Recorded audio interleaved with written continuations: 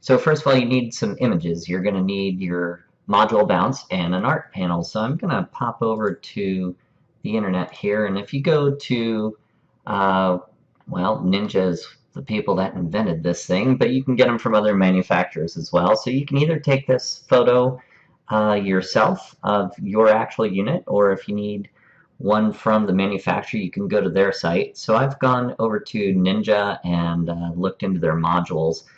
So we see the blank one here. Now, of course, if you actually bought their panels, then you don't need to do any Photoshop at all. You just pick the panel, right click, and do Save Picture As, and you're done.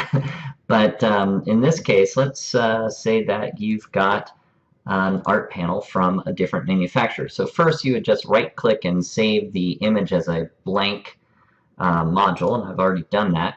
And then you go over to your panel supplier. This one is CD Art Express, cdsartexpress.com. They make some as well. There's other suppliers. So you want to go and get a decent size image. Now this one has a watermark, so I'm probably going to just go back and use this smaller one because for our purposes that's going to be good enough. So I'm going to go right click, Save Picture As, and this is Cuddlers, and I'm going to put it on my desktop as well. And now we're ready to get started with Photoshop. So I'm going to close the browser, open up Photoshop. All right, once you've got Photoshop opened up, you can actually just drag these into place. So I'm just going to drag that module right into place. And I did cover cutting out images in a different tutorial, but if you wanted, you could quickly, in this scenario, just select the magic wand, hold down the Shift key to get multiple areas, and select the white and get rid of it. So now in this case, the background is locked, so I just have to double click on it to open that up, and then I can hit delete, and that'll delete the white. So that's how you get rid of the background, and now we want to place this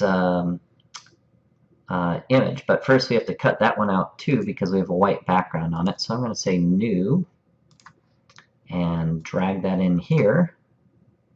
And now we can do the same thing that I just did with that module.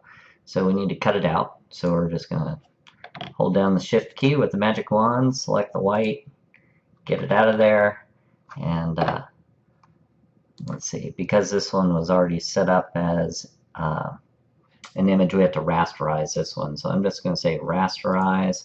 If it gives you grief, right click, go to rasterize, and that'll usually take care of the problem. So I've deleted that background image. So now we've got two images that have been cut out. So let's take our selection tool, and I'm just going to select it, drag it up into here, and then let go. And now it's in place. And this is where the Photoshop manipulation part comes in, because if you were to just kind of squish it in by resizing it, that gets it pretty close. But as you can see, since this background image was put on an angle, it's not going to fit perfectly. So what we need to do is, instead of moving these things proportionately, we need to be able to skew them. So we're going to go into, let's see, Edit, and then Transform and Skew. And what that lets us do is grab the individual corners here and manipulate them that way. And if you're having trouble seeing, you can always zoom in a little bit. And let's see, there we go. So we're working with a pretty low res item here, but it's still good enough to do what we need. Here we go, skew. And we just want to bring those up to the yellow marks up on top, just get everything kind of lined up as well as possible. There we go. And here just so that we can experiment here. Let me see distort. That might actually give you a little more control. Yeah, you might want to experiment with distort as well.